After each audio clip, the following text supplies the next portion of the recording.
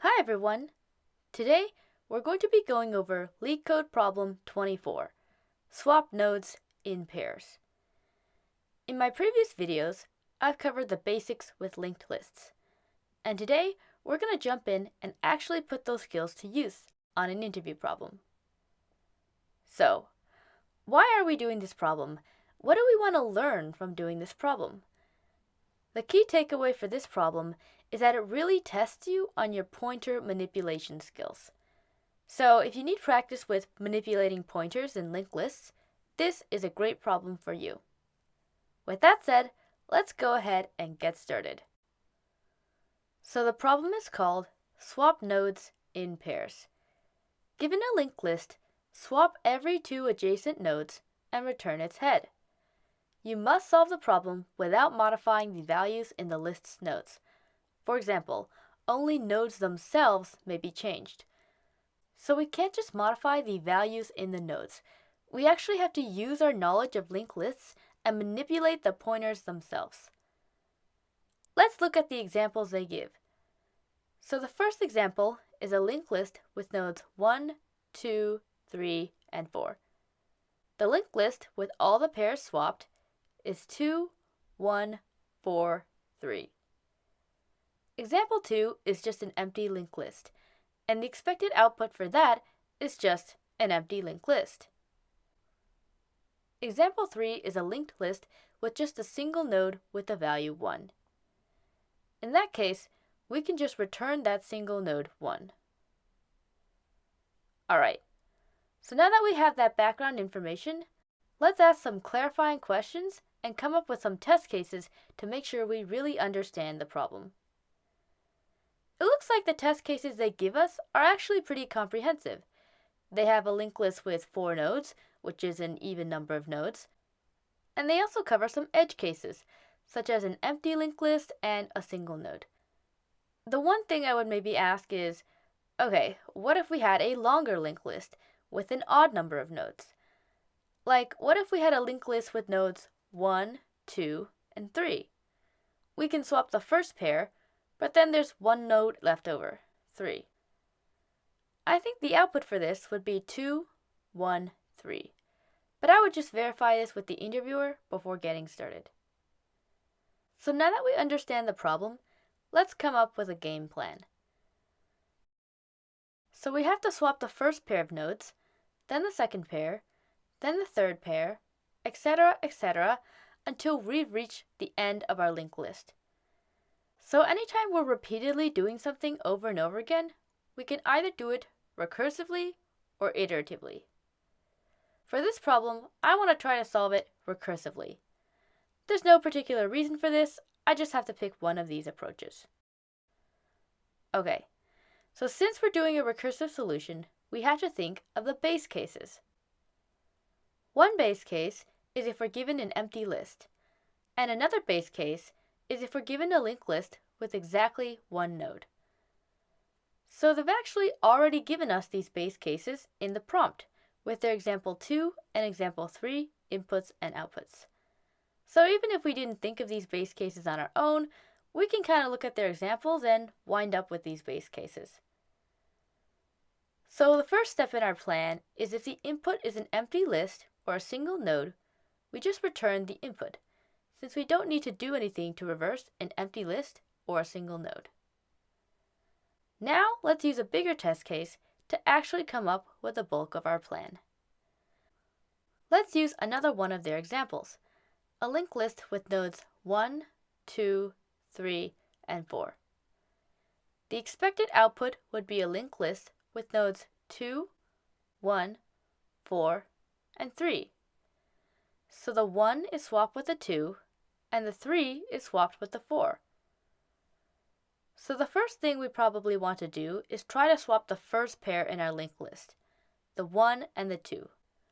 Specifically, we'd want to point the second node with the 2 to the first node with the 1. But wait, if we do that, then we lose reference to the third node with 3. So maybe right before we point the second node to the first node, let's create some variables called first, second, and rest, just so that it's always clear which node we're referring to, and we don't lose reference to the rest of the linked list. Okay, so now that our first pair is swapped, what do we point the first node to? Well, looking at our expected output, we can see that the 1 is pointed to a linked list with the nodes 4, then 3. So if there was some way we could swap the pairs of the rest of the linked list after the second node, we would point the first node to the rest of the linked list with the pairs already swapped. Luckily, there is a way we can do this. We just need to take the recursive leap of faith. We can make a recursive call to swap the pairs of the rest of the linked list, and then set the first node's next pointer to the return value of that recursive call. Alright, now that we've set the pointer of the first node, what do we return as our solution? Well, looking at our expected output, we can see that 2 is our head. So we want to return the second node. And that's the final step of our plan. Now we've successfully swapped all the pairs in our linked list. So now we have a solid plan and can start coding up our solution. Alright, so I've copy-pasted our plan so we can start translating it into actual code. So the first step in our plan is if the input is an empty list or a single node, we return the input. So let's go ahead and write some code to take care of these base cases.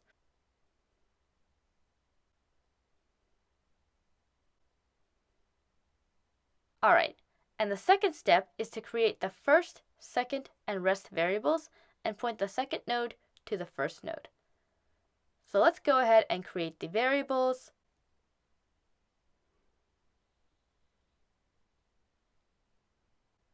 And then we point the second node to the first node.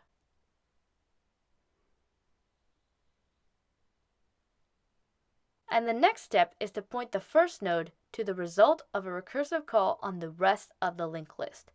So let's go ahead and do that.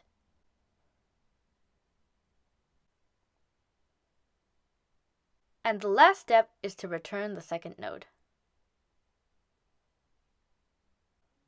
Alright, this is looking good, but let's run through a test case real quick so we can build confidence in our solution and really be sure that it's solid code. We've already kind of covered the base cases and the linked list with nodes 1, 2, 3, and 4. So let's take the test case with nodes 1, 2, and 3. So we set first to 1 and second to 2. Rest is 3. Then we point the second node to the first node, so we point 2 to 1. And lastly, we point first to the result of a recursive call on the rest of the linked list. The rest of the linked list is just 3, so the return value for 3 reversed is just 3. So we point 1 to 3, and then therefore 2 points to 1, which now points to 3, which matches the expected output. And that's it. Looks like this is some pretty solid code. Let's actually try running it on LeetCode. And there we have it. We've passed all the test cases. So now that we have working code, let's evaluate the time and space complexity of our solution.